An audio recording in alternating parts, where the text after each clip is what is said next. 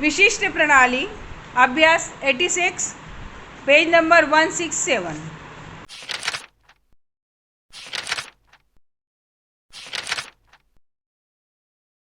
उप सभाध्यक्ष महोदय, माननीय सदस्यों ने जो मर्यादा प्रस्ताव माननीय उप सभापति महोदया को दिया था उसमें विरोधी दलों के सभी लोग थे और शासक दल या सत्तारूढ़ दल के कुछ सदस्यों ने भी उसका समर्थन किया था।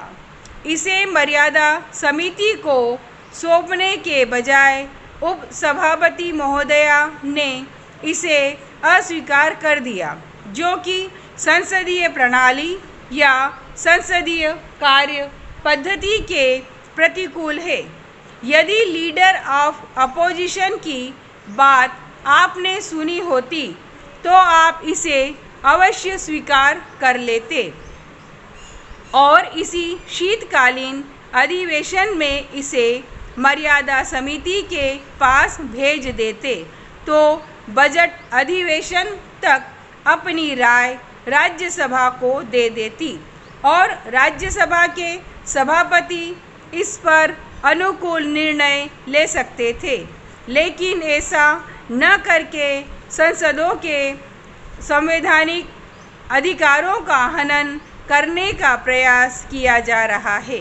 मैं नहीं समझता कि इससे शासक दल का क्या हित होगा।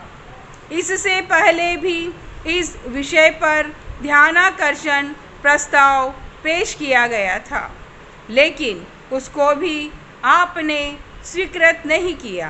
कांग्रेस संसदीय दल में भी कुछ लोगों ने इस बात को उठाया था, लेकिन कुछ सदस्यों ने इसका विरोध किया क्योंकि वे इस मामले में फंसे हुए हैं और उनको यह डर है कि इससे उनकी प्रतिष्ठा पर आंच आएगी। प्रश्नोत्तर काल के तुरंत बाद जब यह प्रश्न उठाया गया था तो आपने भी देखा था कि सदन में काफ़ी शोर मचाया गया ताकि सदस्यों की बात सुनी न जा सके।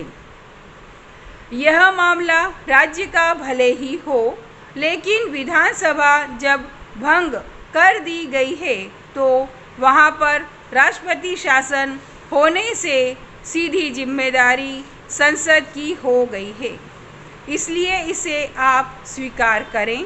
यदि ऐसा नहीं हुआ तो तमाम विरोधी दल के लोग इसे सरकार के प्रति अविश्वास का प्रस्ताव मानेंगे और इसके गंभीर परिणाम होंगे। पेरा श्रीमान, जैसा कि आप जानते हैं, विधान परिषद या विधानसभा की सीमाएं अपने विधानमंडल तक ही सीमित हैं।